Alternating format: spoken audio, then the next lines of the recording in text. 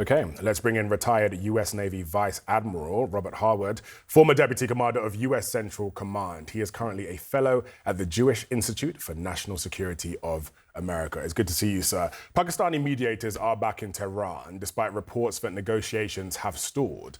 Does that suggest that both sides still believe a deal is actually possible, or are they simply trying to prevent a wider war while preparing for this next phase of the conflict? Well, I believe both do not want a wider war, but the president's in control at this point. There's no doubt about that. He's economically choking in Iran.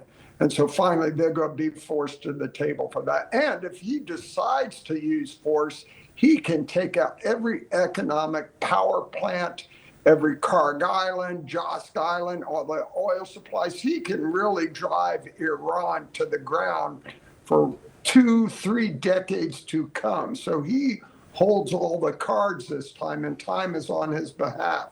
So at the end of the day, he's going to hold to what he needs to get free flow of commerce and closing down the nuclear weapons program. Over the past 48 hours, we've seen the shooting down of drones, accusations of violating the ceasefire. How close are we to a cycle of escalation that neither side can fully control?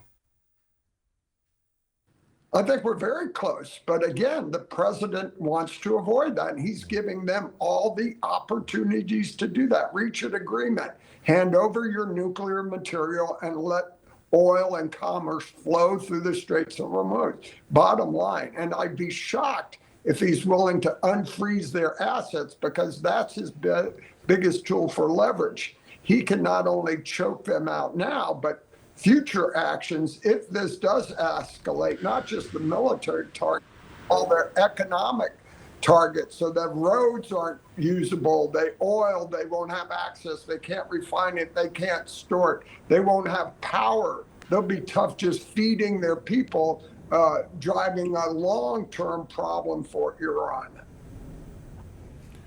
From a military perspective, is the ceasefire still meaningful at this point? Does it make sense?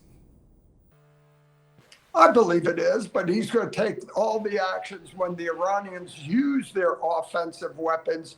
As he's saying, they will use defensive measures. They'll go after those launchers. They'll go after those small boats. They're going to take out the drones and missiles they shoot. So all those indicate that the U.S. is adhering to the ceasefire, giving them the opportunity to reach an agreement, capitulate to the demands we've had, and if not, we'll continue to hold them at risk. So the ceasefire on behalf of the U.S. is in place.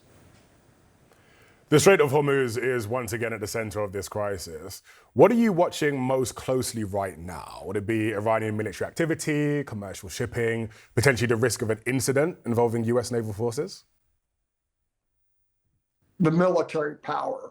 All the things they can do to control the strait. So every time they launch a drone, every time they launch a missile, that's more information, more targets to strike that eliminates or at least seriously degrades their ability to control the straits. And that's a non-negotiable event. So every time they conduct any offensive operations, it allows the U.S. Navy and the administration to degrade that ability of them to control and threaten it. So we watch that first and foremost, and that understanding of where they are with drones and missiles have always been a focus since the start of the war, and it will be throughout the war. When you've degraded that and taken that out, and they can't threaten the straits, and you can reassure shippers and those who ensure the shipping, then you can get that flow of commerce going through the straits.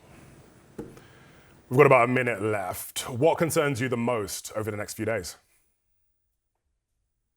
Escalation. How and when that escalation controls, not for U.S. forces, but for all our allies in the region. The threats and impact on the Arab nations, be it UAE, be it Saudi, be it Qatar and Bahrain, that's what concerns me the most. That's the biggest risk from the Iranian regime. So anytime they launch a missile and drones and we can continue to degrade that, we mitigate that risk. So any escalation, my biggest concern would be the impact on our Arab nations and our partners in the region.